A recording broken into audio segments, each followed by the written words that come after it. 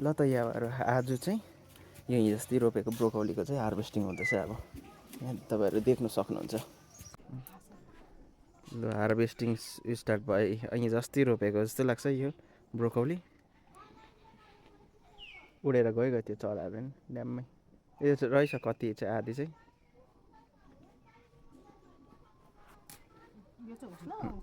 आउँछ नि तिनीहरू साइज चाहिँ कडा यहाँ पनि छ। त्यो तिनवटा चाहिँ ठुल्ठुलोहरू चाहिँ हिजोअस्ति रोपेको खाने बेला नि भएको। साइजहरू चाहिँ दामी दामी छ क्या ब्रोकोली।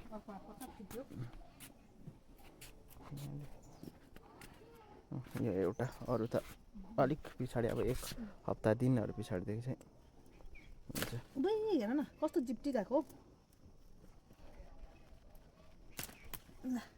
हुन्छ साइज ब्रोकौलीको चाहिँ दामी भएछ नि त तिनवटा चाहिँ है।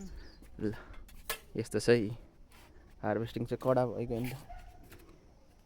यो त थाहा नहुँदाखेरि नै बाँचेर नि फली पनि सक्यो हौ। थाहा पनि छैन।